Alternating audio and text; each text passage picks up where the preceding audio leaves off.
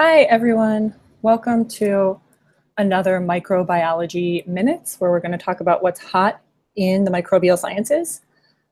I am trying a new format thanks to working with Ray Ortega. So we are trying a new format that unfortunately doesn't allow us to have audio at the same time. I'm plugged into my computer. I'm not speaking into my phone.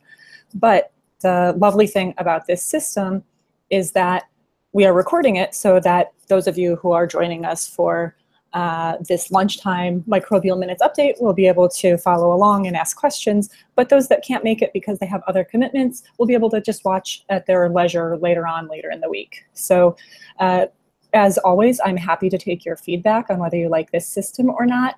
There are a few differences that that will help us to make this run more smoothly. So I can't see the names of the people that arrived to this break the same way that I could with the other system, with the Adobe system. So if you have a question, just type your name. Say this is, so-and-so, and that will help us to have a more interactive session. I can't run polls or things like that the same way that I could, but I'm happy to answer questions, and we can have as similar to a discussion as we could previously, because as you see, there's a place to ask questions. All right? So nice to see everyone. We will jump right in, even though we have a kind of small group, because we do have a number of things that have been happening in the last 3 weeks. So in the next slide, you see a list of the different papers which we'll be discussing. We have 5 different papers and a press release, many of which are based on viruses. We had a really virus-heavy week. So jumping right into it, the first paper that we will be discussing is from the Journal of Medical Entomology. This one is titled Updated Report Distribution of Aedes Stegomyia aegypti and Aedes Stegomyia albopictus Diptera culicidae in the United States, 1995 to 2016, which is kind of a mouthful, but the take-home message from this is that a new surveillance has found that an expanded range for Zika-carrying mosquitoes within the United States. And I emphasize the Zika-carrying part because that's something that we've talked about a lot on this session, in these sessions, but there's a number of different viruses that these mosquitoes can carry as well. So the mosquitoes that we're going to be talking about are the Aedes aegypti and Aedes albopictus.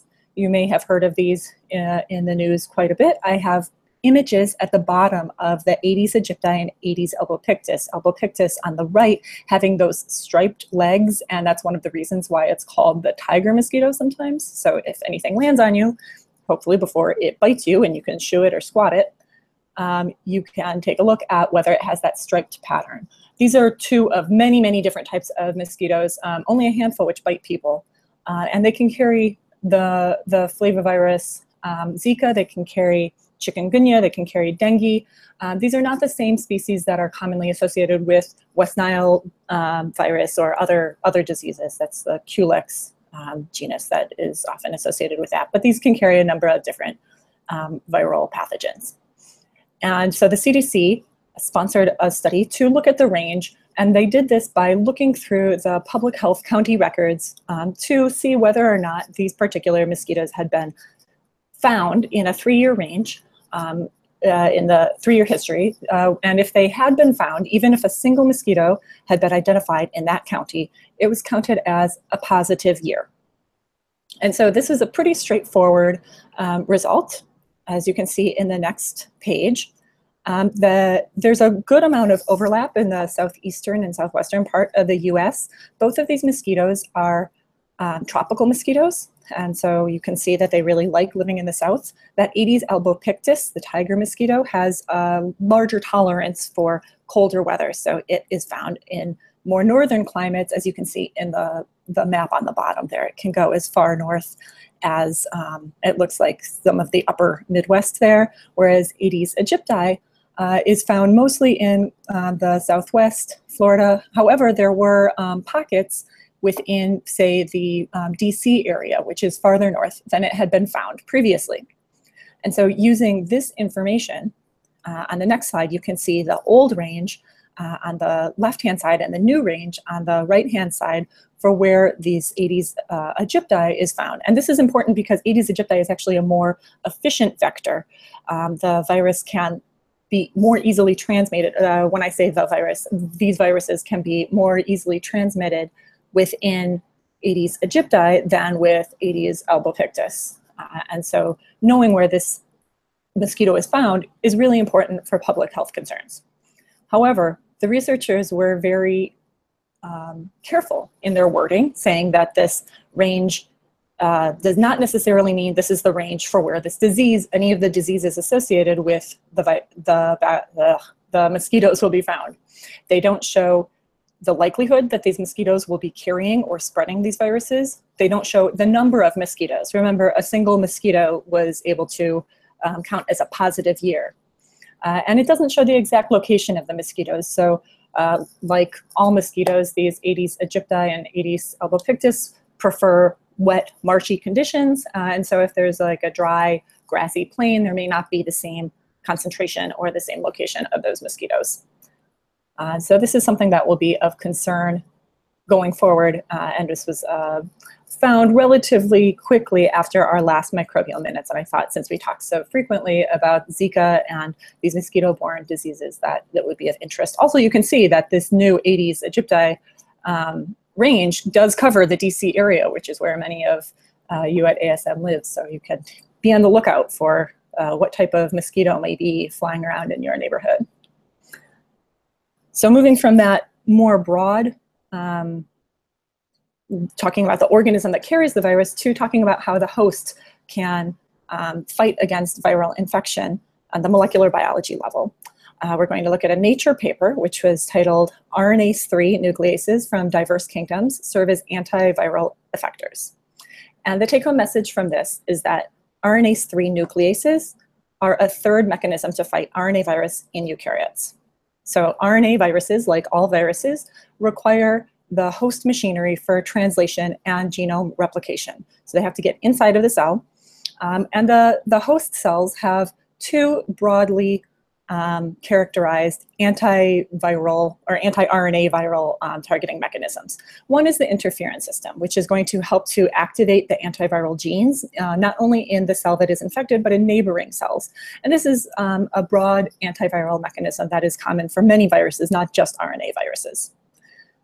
There's also the antiviral RNA interference, in which small pieces of RNA are generated by the host in order to block translation or genome replication of certain viruses.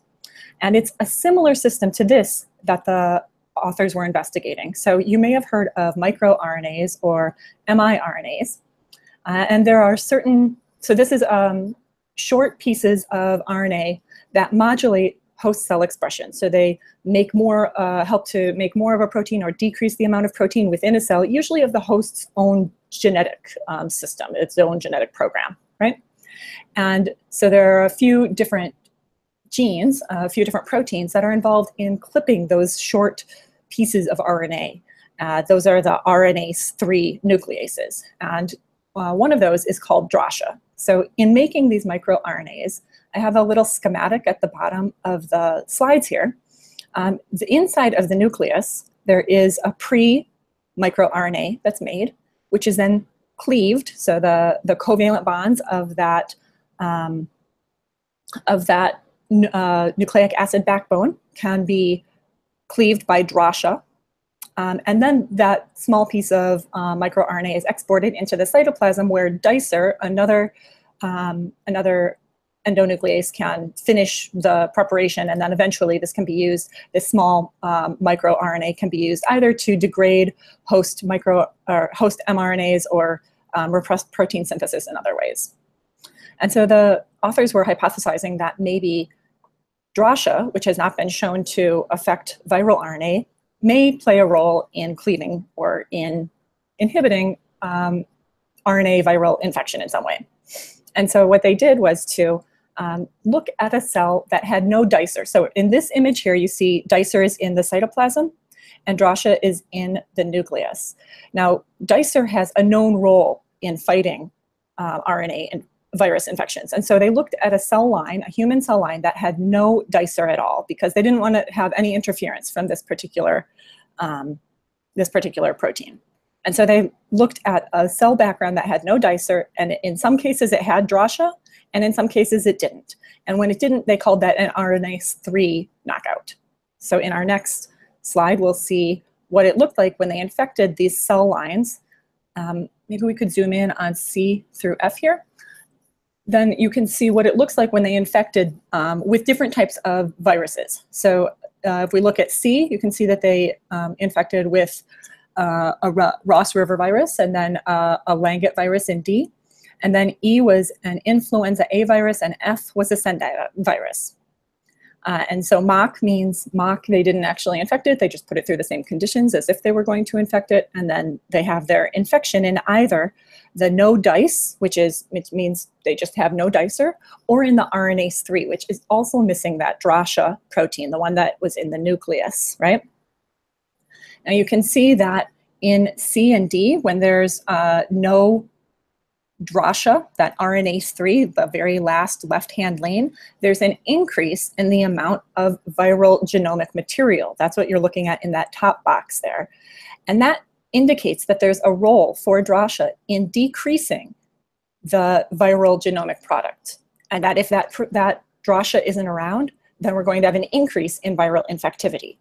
But in the other two, in influenza and in Sendai virus, there's no difference. That whether Drosha is around or not around, it doesn't really matter. It doesn't affect the final amount of viral genomic material. And that has to do with the different types of RNA proteins, or I'm sorry, different types of RNA viruses that we're looking at here. The ones in C and D, those are positive sense RNA viruses. And the ones in E and F are negative sense RNA viruses. And so positive sense RNA virus basically means that in an infected cell, the viral genome can immediately undergo translation and start to make some of those viral proteins, and it has to be turned into the opposite strand in order to make the viral genomic material. Whereas the negative sense viruses there has to be a reverse, the complementary strand has to be transcribed before the viral proteins can be made. If you go down a little bit further, you can see some of those. I have just a reminder of what the positive sense RNA infection looks like. And so it looks like Drosha is an effective antiviral protein only against positive sense RNA viruses. What they wanted to do next was to kind of take a look at like how the mechanism, how does Drosha act against these viral genomic material? Does it cleave it? Does it bind it? How is this working? And so in the next slide, they took a few different types of RNA.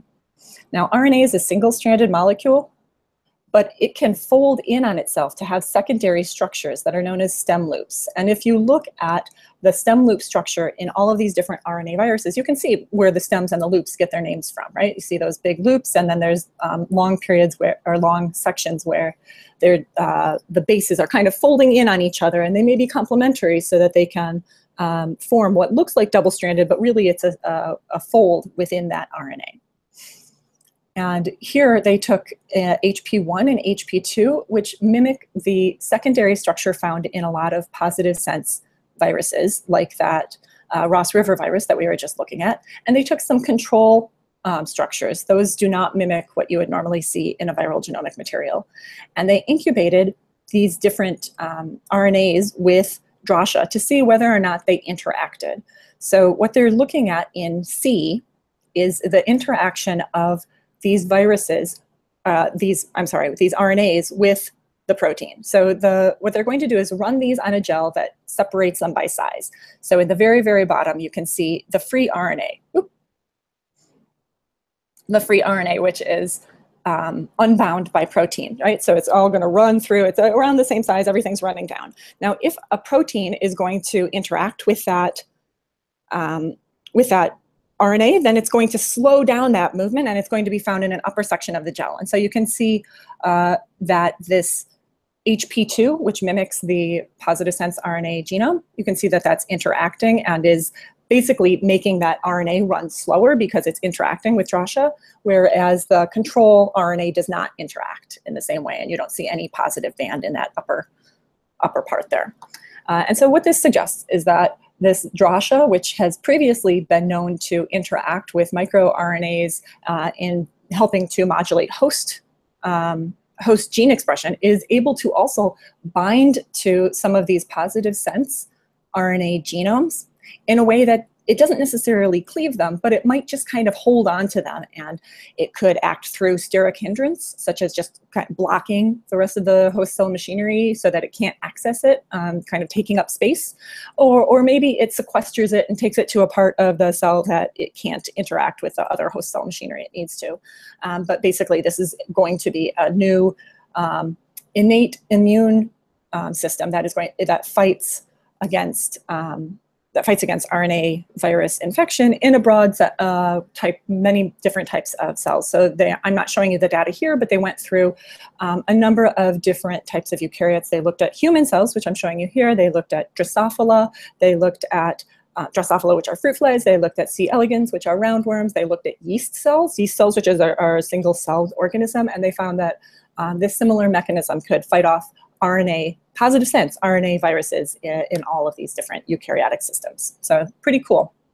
And also, which was pretty cool, on the next slide, you'll see that this because it's such a new mechanism, it was broadly shared on social media. There are a number of people who are sharing this paper, both from the school at which the research was done, which is Mount Sinai, other curated accounts that look up, that tweet out really cool virus work.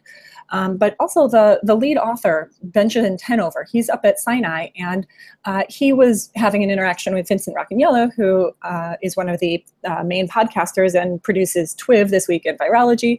And it looks like this work will be highlighted in an upcoming TWIV. So if you want to hear more, you can listen to Benjamin Tenover on TWIV 450.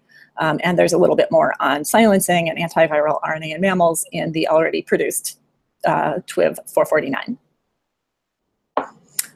All right, moving on.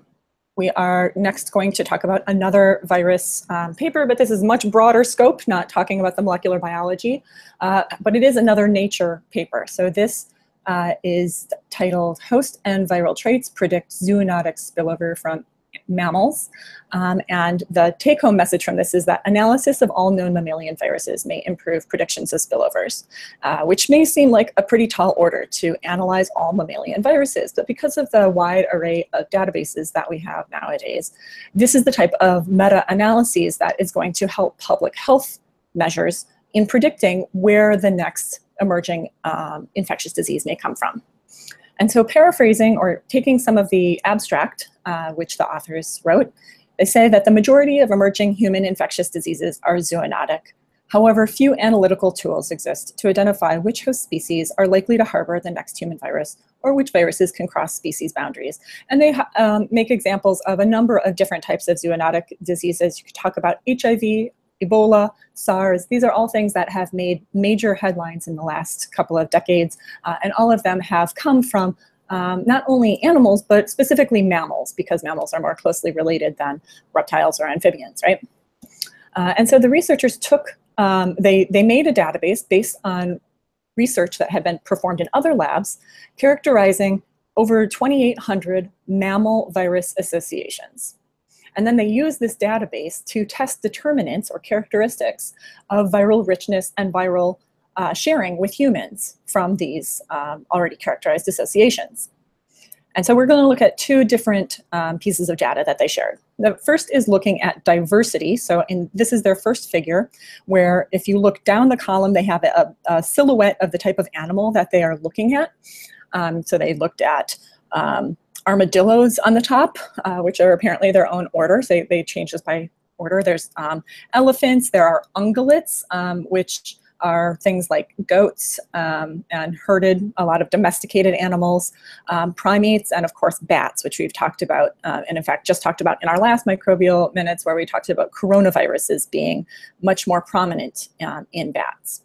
And what they found is that on the right-hand side, they have total viral richness, and on the left-hand side, they have proportion of zoonotic viruses. So you can see that there's a pretty strong correlation with total viral richness, so more viruses, more viral diversity, and number of viruses or proportion of those viruses which are able to also infect humans. In this little graphic, each gray dot represents a wild isolate, and each red dot is a domestic isolate. So you can see like ungulates, which are, as I mentioned, like goats and things that are herded, will have more red dots because they are domesticated, whereas bats are basically all wild animals. But as had been found in other studies, bats did harbor the highest proportion of zoonotic diseases. So if we're looking on that right-hand side, it's almost all the way to 1. So most of the viruses that the bats carry can be transmitted to people with a pretty wide deviation of some of these. And so from this, they were able to conclude that you can predict both the number of viruses that infect a given species and the proportion that may be zoonotic, depending on the characteristics of their algorithm that they made. And so using this, they made their next graphic. And this was really what was pretty groundbreaking, is that they looked at the global distribution of the missing zoonoses, so those which we haven't found. And in order to find this, they had to ask the question, they had to ask how many viruses would be found in each host species if all hosts were subject to elevated research efforts. Then they had to subtract the known viruses and apply this to the species' geographic distribution, right? So this is a lot of work and a lot of predictive efforts that will come in helpful with public health measures, right? So if we look at all animals, you can see that there's a larger proportion or a larger number of missing zoonoses, or things that could potentially cross into the human infection in South America, the northern part of South America, Brazil, Ecuador, etc. Whereas if we look at specialized orders, if we look at carnivores, you can carnivores and ungulates, there are hotspots within Africa. But if we go back to bats, then that is there seem to be a larger missing zoonoses in South America. And so this will be useful as public health officials and epidemiologists continue to survey the diversity of viruses within different populations. And I think that this is really, this particular figure and the work that went into making this figure is one of the reasons why this was such an important paper. And so in the next slide, we'll see that it was pretty widely discussed. It was shared a number of times on Twitter, some people making short summaries, such as this user who said that bats are unique among mammals in two interconnected ways: flight and main human threat from virus spillover. And the fact that bats were found to be the animal order that hold the most potential zoonoses it's been a point of contention. So this was discussed in a Science magazine write-up, which I have hyperlinked and which you can access on the Google Notes. In the drive, I've already shared these slides. But the piece was entitled "Bats Really Do Harbor More Dangerous Viruses Than Other Species," and was really interesting because it featured both the author of the piece, which we've just been talking about, Daszak, I forget his first name, and Linfa Wang. Linfa Wang, who is a very well-known bat researcher and has been a proponent of bats as being one of the largest reservoirs for human zoonoses, whereas the author of this paper, I think is Paul Daszak, said, oh no, I think that all animals are equally likely to harbor zoonoses. And Daszak's own research does not support his hypothesis, and he was very gracious in conceding that Linfa was right all along. And it's always nice when you see scientists who are willing to let go of their hypotheses or their pet theories when the data does not actually support them. So this is a really great illustration of science and the data actually answering this controversy. And this made it onto All Things Considered, where the first author, Kevin Olival, spoke on All Things Considered, and this was written up in the NPR Science blog, Goats and Soda, where Olival says that we expect hundreds of thousands of mammalian viruses are out there. Any given mammal species is likely to have 20, 30, or even 100 viruses. And when I read that, I thought, well, it's probably an underestimate, but maybe it's just to keep things in a understandable number, so that it's a number that we can grasp, but I wouldn't be surprised if there were even more. So this, as I said, will have a lot of important public health implications, and we will continue to track some of this going forward. All right, moving on. We have just a couple of things so 3 or 4 more papers that I want to discuss. This one from PLOS Computational Biology was titled Speciation Trajectories in Recombining Bacterial Species.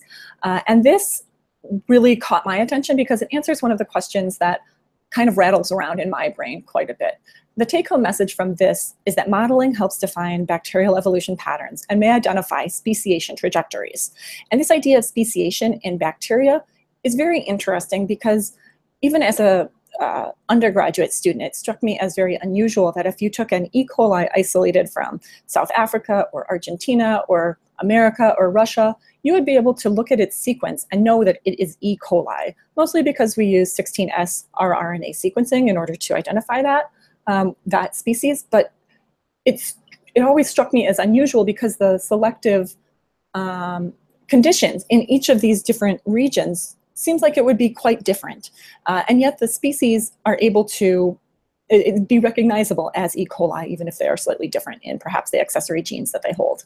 And so similarly, these authors asked the question, if bacterial species and even strains of the same species can exchange genetic information through horizontal gene transfer, which we know that they can through conjugation and sharing plasmids and recombination, the question becomes, how do these lineages remain intact? Why are there distinct lineages?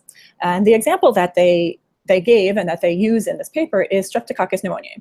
Streptococcus, the normal Streptococcus pneumoniae, if you just say Streptococcus or pneumococcus, people assume that that is a bacterium that has a capsule.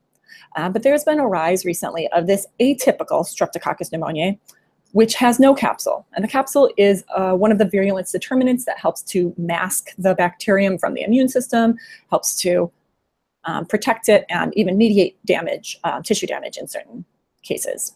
And both of these strains can live in the nasal cavity of humans. They cause similar types of disease. Why don't they share their genes in such a way that they become a single mixed lineage? And so we can actually go on to the next slide to start to answer that.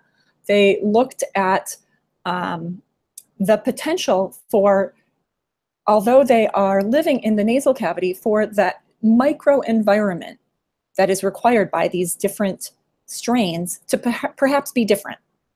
And they took characteristics such as acidity, such as temperature, that can vary in, the micron distance that the bacteria are taking up, and suggest that maybe there is an overlap, but that most of the conditions that these unique strains require is unique. So that it would be, for example, if we were to take strain A may be able to live under A plus B, and strain B may be able to live under B plus A plus B, right? And looking at what those exact characteristics are for each of the strains, they were able to build algorithms that could predict what the percentage or proportion of overlap would be between, in this case, the strep pneumon. And here what they found is that the pneumococcus and the atypical pneumococcus overlap in the niche was about 40%. So when that overlap occurs, it is possible. Those genes can be shared. They may be able to share a virulence factor or some sort of metabolic factor that would allow them to change the conditions in that microenvironment that they can stand. And that would actually lead to a new lineage. If we were to do whole genome sequencing, we would be able to differentiate those which had shared or recombined their genes. And that is one way, but that separation of the microenvironment is one way that those lineages are kept intact through, passage through many, many different people and through many different environments. And so this was written up in a really nice blog post from the lead author, Bill Hannigan, and he, I think, wrote this up more nicely in the blog post than even in the paper. And so if you are interested in this, you can go ahead and read the entire blog post, which I've linked and included in the slides. All right, so our next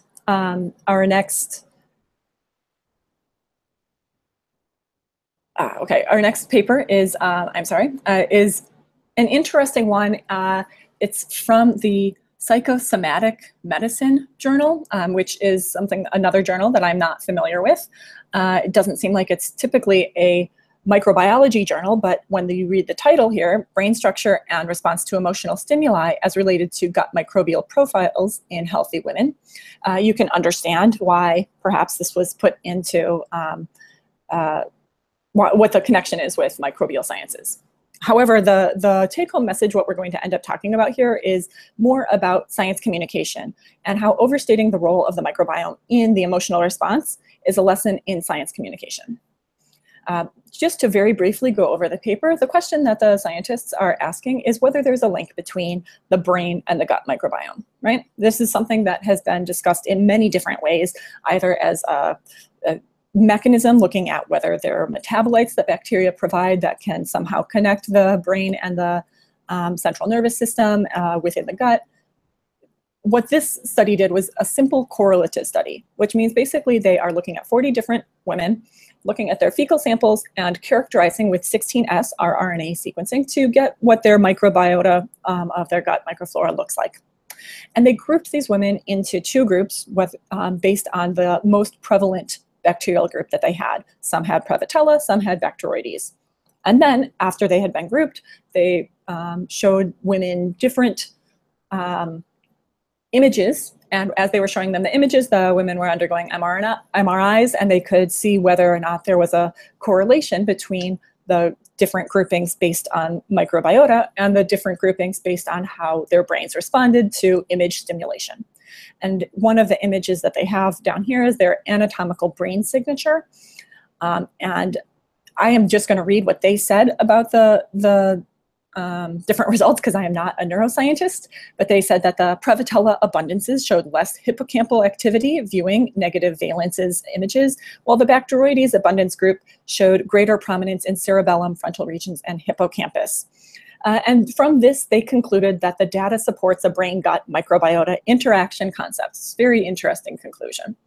And it's possible. Look at how well separated these different clusters are based in both their brain signature and in what their prominent bacterial components are, right? It's possible that that is one explanation for the data that you're seeing here.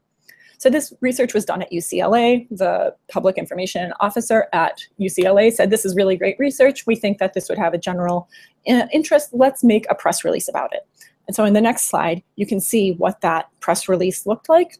The very top thing here is the UCLA research alert. Research suggests association between gut bacteria and emotion. And this went through, the methods, it went through the results, and it then, like some of the papers that we publish at ASM, it has the impact. So if you just want to get to why it's important, you go to the impact. And as you can see, what they conclude is that these results support the concept of brain-gut microbiota interactions in healthy humans. Researchers do not yet know whether bacteria in the gut influence the development of the brain and its activity when unpleasant emotional context is encountered, or if existing differences in the brain influence the type of bacteria that reside in the gut. It's true. Both of those are valid hypotheses. What this does not mention is that there are all kinds of other variables which have not been tested here, right? So there could be an independent variable that is affecting both of these different outputs in the same way. So that's what makes this a correlative study. They're not really showing that if we make women have Prevotella as their dominant species, then they react in this particular way. Or if people react in this particular way, the brain chemistry is what is going to change what their gut microbiota is. That would be more causative. This is really just correlative, saying, hey, when I see A, this B happens. When I see C, D happens. Doesn't necessarily mean everything is causative. And there are things such as amount of sleep, diet, how much screen time one has, the amount of exercise. All these things could potentially be influencing the output that we've seen as well. However, this is really cool. When stated in the research press release like this, it gets picked up. And this was picked up in a number of different outlets. So human emotions really are affected by gut bacteria, new study suggests. Trust your gut. And in this particular, this was, oh goodness, I don't have the the site from which this was, but it was something like Huffington Post or something like that. And in this, it says it's clear that there's something going on between the organisms in our gut and the thoughts and feelings we experience. Now, I would argue from the data that it's not clear. But again, we're living in a headline-driven world, as we've discussed on this session before. And so if you were just to read this headline, which was derived from the press release that UCLA made, you would assume that there was some direct correlation or direct cause that is now associated between gut bacteria and human emotions. And emotions is even a very strong term relative to just response based in brain activity, right?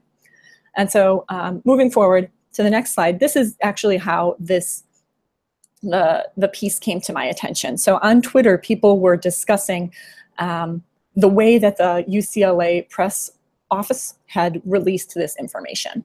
And so here there was a user who said, frustrating that university press releases, which are ostensibly intended to inform the public and public research, do the opposite.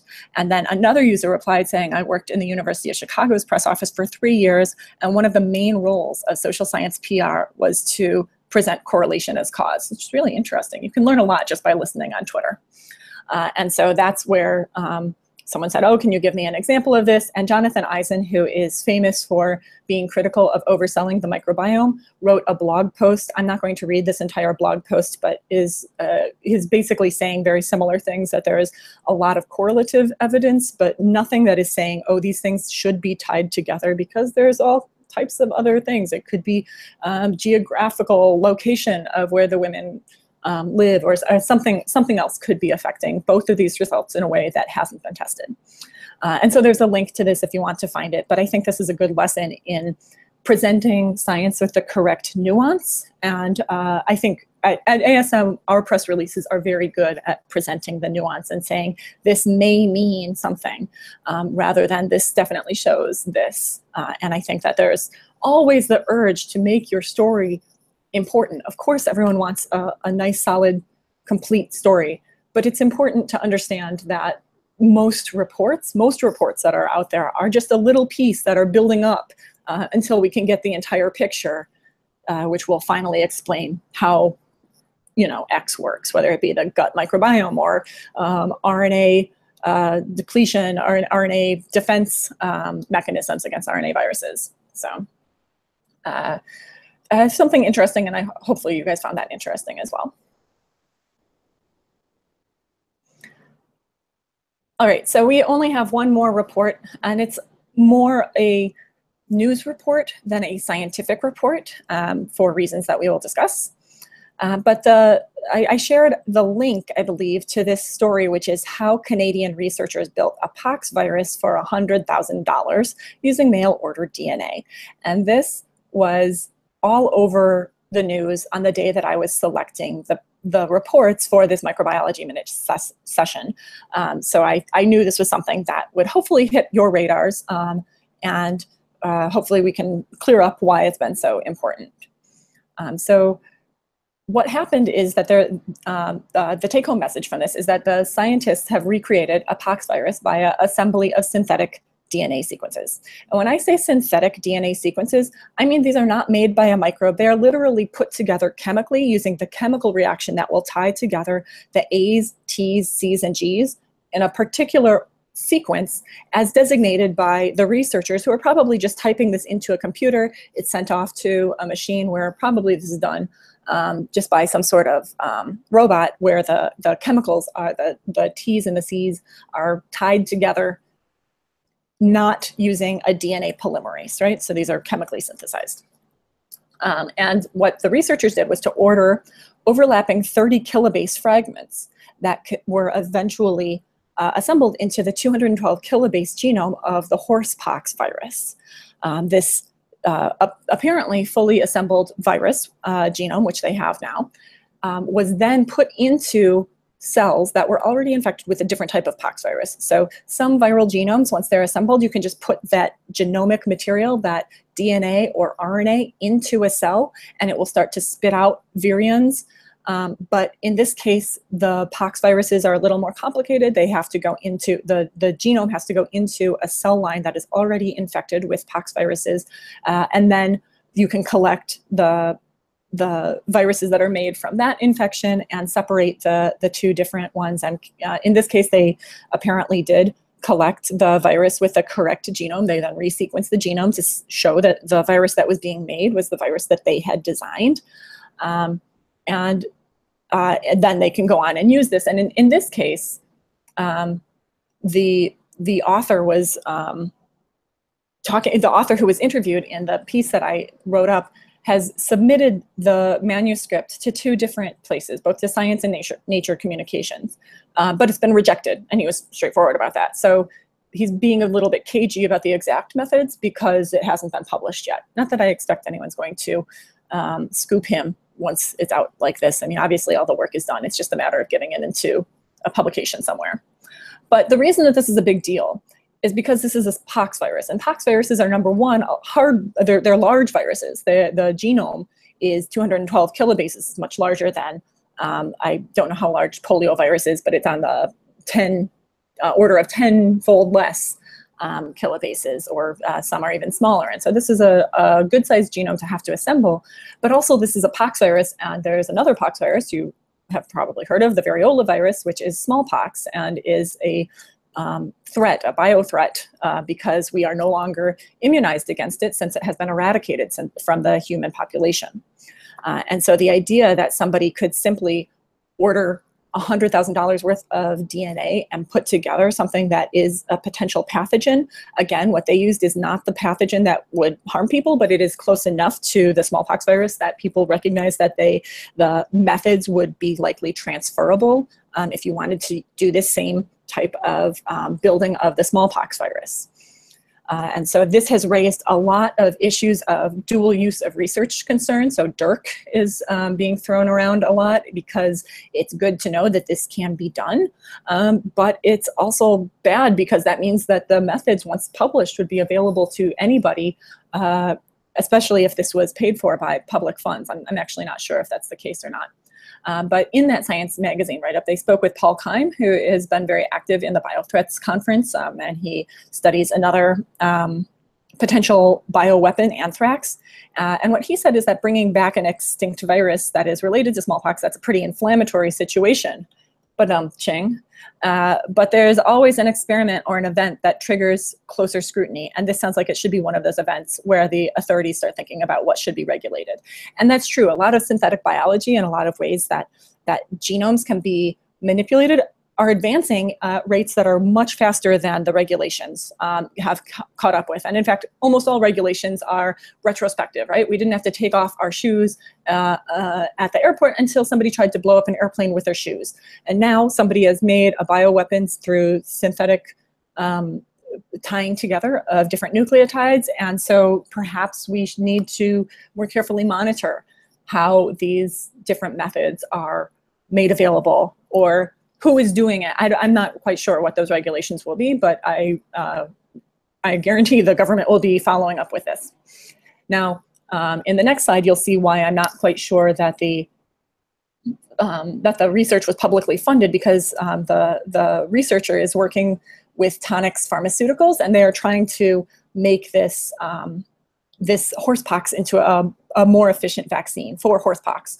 And so it could be that this was actually paid for by Tonix Pharmaceuticals. They had a press release a few weeks ago, or a few months ago, I think, about this, about their efforts to make this synthetic horsepox virus.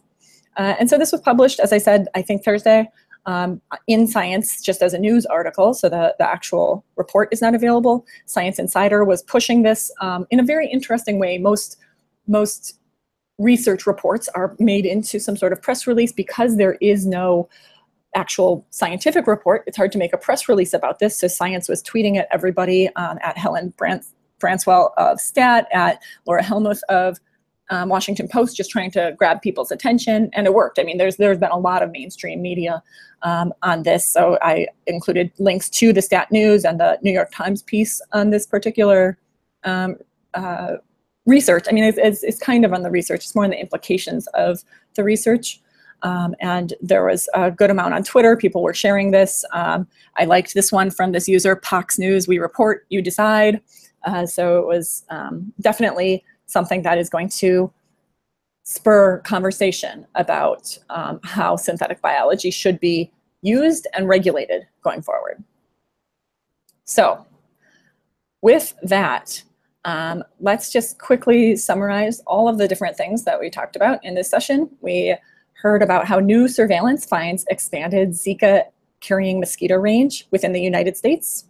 We learned about the RNase 3 nucleases as a third mechanism to fight RNA viruses in eukaryotes. We heard about how analysis of all known mammalian viruses may improve predictions of spillovers, and how modeling may further help define bacterial evolution patterns and identify speciation trajectories. We also heard a few more policy and communication related stories in overstating the microbiome's role in emotional response as a lesson in science communication, and how scientists have recreated a poxvirus via assembly of synthetic DNA sequences, and how this will likely affect regulations and science policy going forward. So with that, I haven't seen any questions. I'm happy to see that some of you are still hanging out, and I'm sorry I can't see your names, but I would be happy to hear any feedback about what you thought about this session style.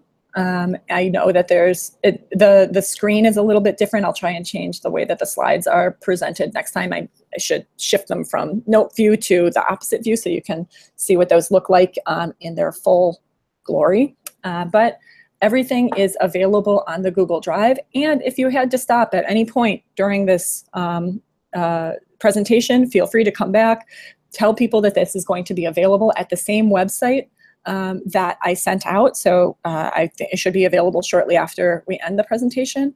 If there's anything that you want to hear more of next time, or a format suggestion, as always, email me, or stories that you hear. There's been so much on microbial sciences in the news lately. I hope you guys are keeping track a little bit of some of the things that we're not touching on, such as the cholera outbreak in Yemen, measles outbreak in Europe, looking at gonorrhea.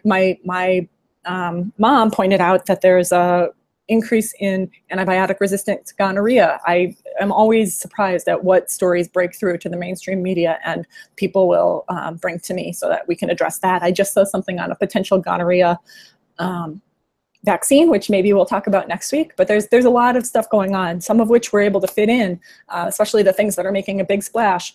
But some of them, you know, like if there's anything that you particularly want to talk about, bring it to me. I'm happy to, you know, broadcast it to the larger ASM audience.